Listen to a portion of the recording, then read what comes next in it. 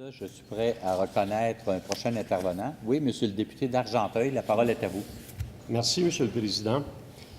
Ça me fait plaisir de prendre la parole ce soir en rapport avec le projet de loi 52, loi concernant les soins de fin de vie. J'ai la chance, Monsieur le Président, le privilège, devrais-je dire, de participer à la commission parlementaire en santé et services sociaux à côté de la députée de Joliette et ministre responsable du projet de loi 52. En effet, M. le Président, je me souviens bien que c'est à l'initiative de la députée de Joliette que les parlementaires de l'Assemblée nationale ont adopté unanimement, M. le Président, une motion créant une commission spéciale afin d'étudier la question de mourir dans la dignité. Monsieur le Président, j'ai 72 ans. J'ai la chance d'être en santé et j'entrevois un avenir actif et serein. Mon objectif demeure d'être actif jusqu'à 100 ans. Quoique, depuis quelques années, je me dis pourquoi se mettre des limites. Cependant, même si je vis bien cette époque de ma vie, je n'en vois pas la fin avec le même œil, avec le même regard que lorsque j'avais 20, 30 ou 40 ans. Si je compare ma vie à un match de football qui se joue en 4 quarts, j'entrerai bientôt dans le 4e quart en souhaitant une prolongation au match. C'est pourquoi, M. le Président, que le projet de loi 52 revêt une grande importance pour moi et l'adoption de principes que nous vivons actuellement est un grand moment. M. le Président, ma mère est décédée le 10 décembre 2009 à l'âge de 97 ans. Elle s'est endormie tout doucement, fatiguée sans doute, avec la seule déception de ne pas pouvoir fêter ses 100 ans. Mais il en fut tout autrement pour mon père. Mon père avait un cancer qui s'est généralisé. Mon père avait peur de mourir. Ça m'a d'ailleurs donné l'occasion d'avoir une excellente conversation à ce sujet avec mon père. Il avait surtout peur de souffrir avant de mourir. Il était très conscient de son état. Un dimanche soir, quelques heures à peine après ma visite à mon père, j'ai reçu un téléphone me disant que son état se détériorait, qu'il probablement ne passerait pas la nuit et qu'il serait préférable que j'avertisse ma mère et ma famille. Mon père est décédé le jeudi matin. Lundi, mardi, mercredi, de souffrance inutile. Mon père était souffrant, c'était visible par ses positions, par sa tension. C'était évident que les médicaments ne faisaient plus effet. Mon père n'est pas décédé dans la dignité. Il ne vivait surtout pas dans la dignité à ce moment-là. Et pendant plusieurs années, j'ai revécu ces moments passés à ses côtés. Je me disais toujours, je ne veux pas mourir comme lui. Heureusement, 26 ans plus tard, à l'automne 2009, cet automne qui a marqué un tournant dans les débats sur la fin de vie au Québec. En effet, le Collège des médecins du Québec a publié un document de réflexion d'envergure sur le sujet qui conclut qu'il existe des circonstances exceptionnelles où l'aide médicale à mourir pourrait être une étape ultime dans le continuum des soins appropriés de fin de vie. Le Collège des médecins estimait alors qu'il fallait permettre aux médecins d'apporter des réponses aux personnes dont la souffrance demeure sans réponse en fin de vie. Nous étions à ce moment-là à l'automne 2009 et le 4 décembre 2009, à l'initiative de la députée de Joliette, les parlementaires de l'Assemblée nationale ont adopté unanimement une motion créant la commission spéciale afin d'étudier la question de mourir dans la dignité.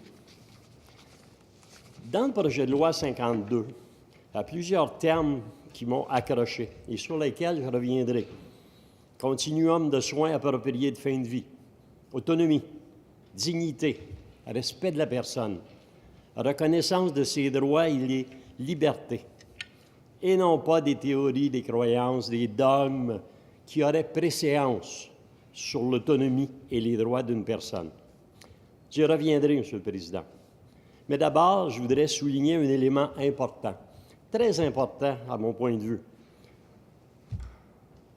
dans ce beau projet de loi. Je veux parler ici de consensus et d'unanimité, de non-partisanerie des parlementaires en rapport avec le projet de loi 52.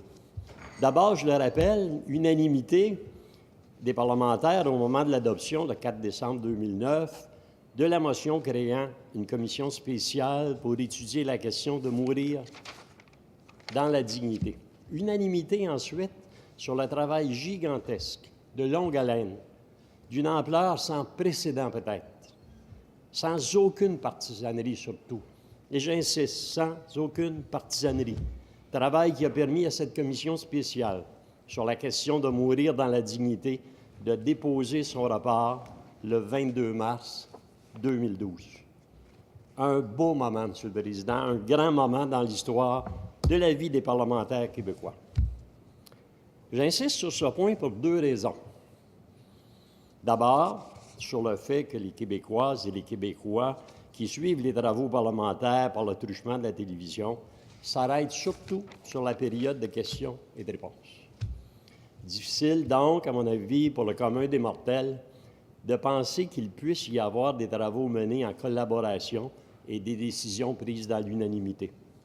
Pourtant, dans son rapport du 22 mars, la commission spéciale sur la question « Mourir dans la dignité » présente 24 recommandations unanimes de l'ensemble des députés membres de la commission.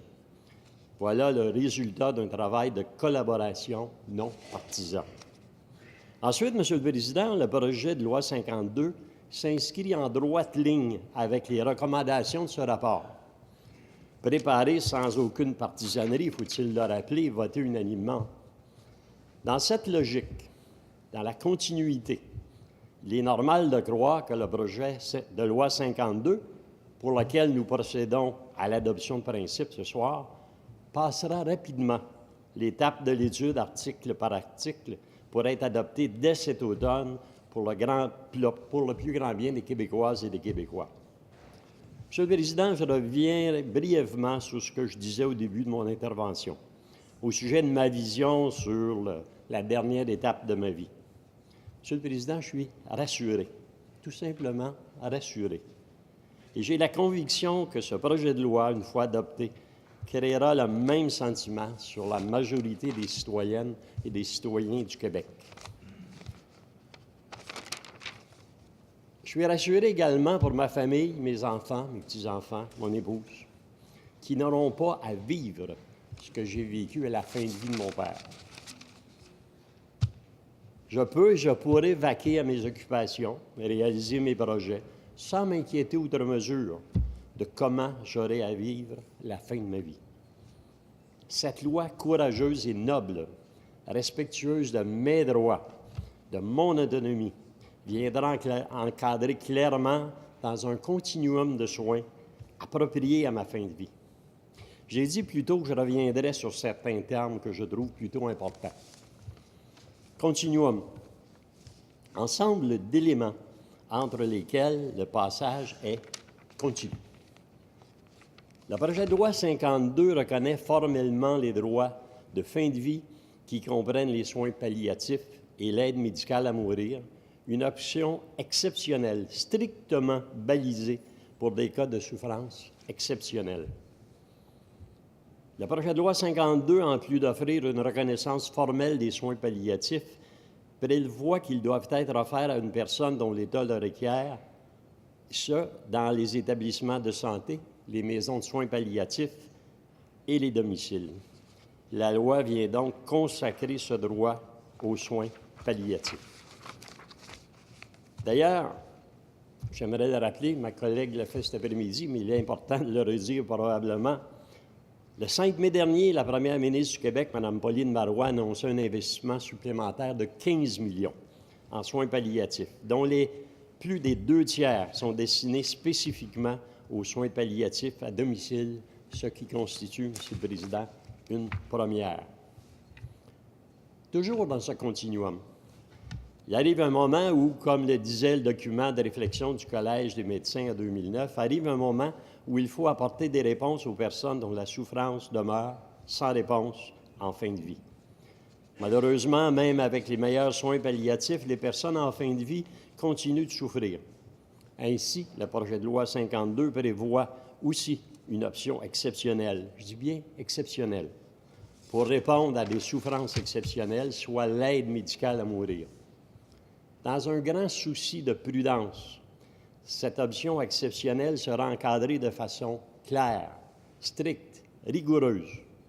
J'invite donc en ce sens à lire l'article 26 du projet de loi qui est explicite sur les critères devant être rencontrés pour qu'une personne en fin de vie puisse obtenir l'aide médicale à mourir. Voilà, Monsieur le Président, ce que je souhaitais partager seulement sur le terme « continuum ».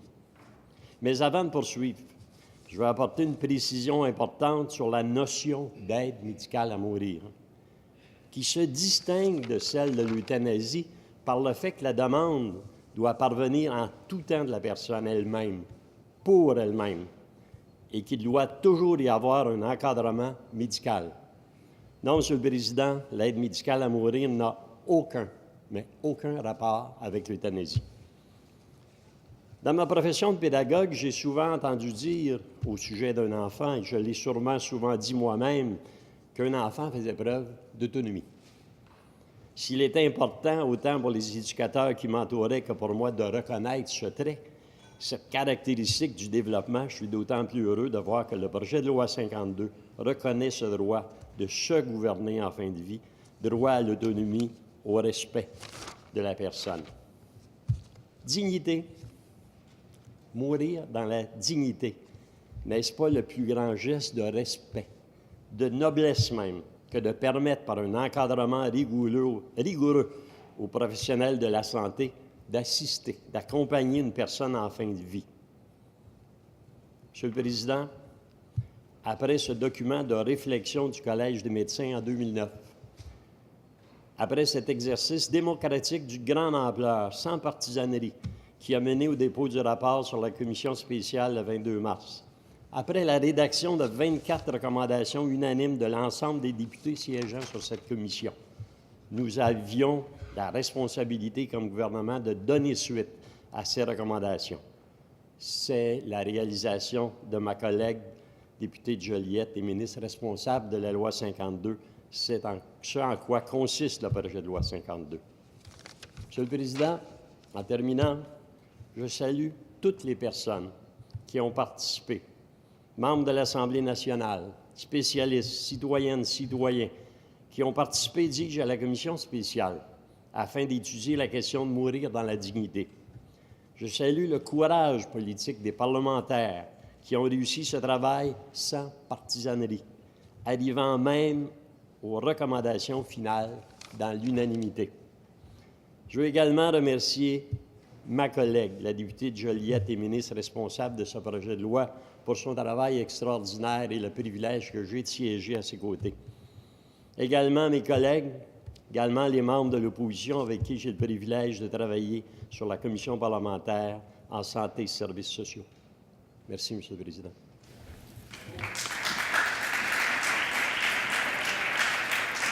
Merci, Monsieur le député d'Argenteuil.